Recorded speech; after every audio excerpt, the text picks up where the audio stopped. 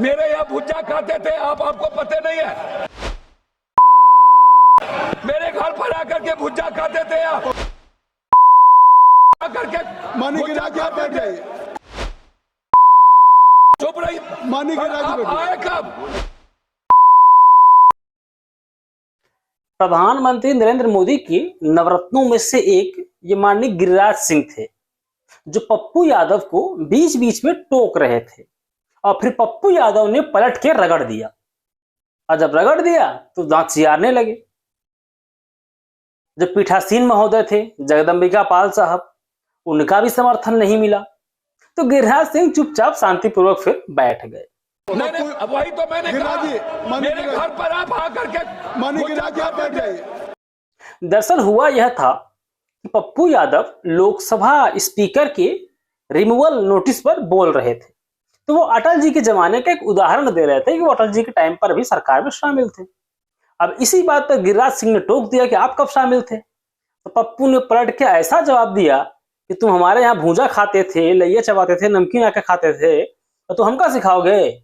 लोकतांत्रिक व्यवस्था की ताकत नहीं है, वो हिंसा का स्वरूप बन जाता है। हम अटल जी के साथ भी काम किए और उनके मंत्रिमंडल में भी थे। चंद्रशेखर जी, मुलायम सिंह यादव जी, और जो अभी हमारे एक मित्र कह रहे थे बीजू दादा के साथ भी हमने संसदीय जीवन का निर्वहन किया। हम अटल जी के गवर्नमेंट में भी थे।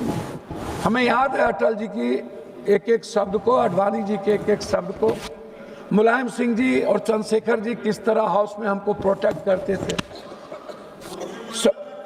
हाँ, मंत्रिमंडल में थे। आपको याद नहीं है? फेडरल डेमोक्रेटिक पार्टी मंत्रिमंडल में थे।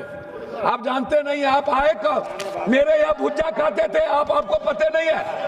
मेरे घर पर आकर के भुज्जा खाते थे आप। पप्पू जी लॉ मिनिस्टर थे। पप्पू जी नहीं, वही तो मैंने कहा। मेरे घर पर आप आकर के मानी के राज आप बैठ जाइए। चुप रही। मानी के राज आप बैठ आए कब? गिरिराज जी बैठ जाइए। आप मानी आए के राज कब? बैठ। आप आए कब? पप्पू यादव जी जब मैं 5 बार एमपी हो गया तब तो आप फायदा लिए। पप्पू यादव जी आप चेयर को एड्रेस करेंगे या माननीय गिरिराज जी को करेंगे? बोल देंगे तो जवाब तो क्यों देंगे? मैं सम्मान करता हूं। आप उसको नोटिस मत लें। ठीक है, आप चेयर को एड्रेस करेंगे। आप हमारे आर्टिकल कोई गाइड 19 क्या है? कोई गाइड नहीं कर। आर्टिकल 19 क्या है? ये क्या बात है? लोकसभा के सांसद को आप गाइड करिएगा। कोई गाइड कर रहा है सर? ये गाइड करेंगे? कौन गाइड कर रहा है? गलत बात है। एसपी नहीं सर, अभी नहीं, गलत नहीं बात। गाइड कर सकते वो। अभी तक मैंने अभी मैं सिर्फ इतना एक कहना मिनट पप्पू जी सुन चाहूंगा। लीजिए। एक मिनट पप्पू जी सुन लीजिए। आसन को ये गाइड नहीं करेंगे। पप्पू यादव जी आप सुन लीजिए। एक आग्रह करूंगा कि महोदय, 7 बार संसदीय जीवन में होने के बाद हमारे अनुराग जी कह रहे थे, एक बार इन लोगों को बोलिए पार्टी से अलग इंडिपेंडेंट चुनाव लड़े। आप कहें ये बात अच्छा लगेगा हमको। आप अनुराग की बात छोड़िए। और एक आग्रह है, मैं मानता हूं इन्होंने चैलेंज करता हूं, और इन्होंने कहा मेरे बेटे के बारे में, मेरा बेटा आईपीएल खेल रहा है। इससे मतलब इनको नहीं। मैं बता दूं, अब ये किसी के कृपा कोई में बात नहीं हुई है चर्चा किया। इस प्रस्ताव उन्होंने दूसरी चर्चा किया। इनके प्रेम अध्यक्ष महोदय, दूसरी चर्चा उन्होंने मेरे बारे में यह किया। वो मैं लास्ट और करता अवसर हूं। मिलेगा, और अवसर मिलेगा जब ये बात आप कहिएगा। आपको अभी डिमांड फॉर ग्रांट्स पे अवसर मिलेगा। क्रिकेट खेलने की बात यहाँ क्या करना? बस यही बात थी। और इसी बात पे पप्पू यादव ऐसे भड़के कि गिरिराज सिंह की घिघी बन गई। और इसी बात पर पप्पू यादव ऐसे भड़के कि गिरिराज सिंह की बोलती बंद हो गई।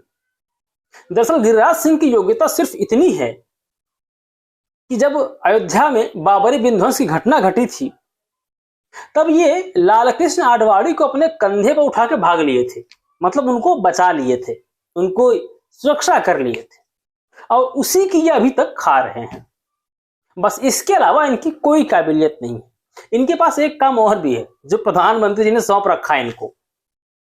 किसी को पाकिस्तानी घोषित कर दो, किसी को देश विरोधी घोषित कर दो, किसी को सनातनी विरोधी घोषित कर दो, कौन हिंदू है कौन हिंदू नहीं है, ये सब कुछ काम देखते हैं। जो इनको संवैधानिक जिम्मेदारी सौंपी गई है उसके अतिरिक्त ये सारे काम करते हैं।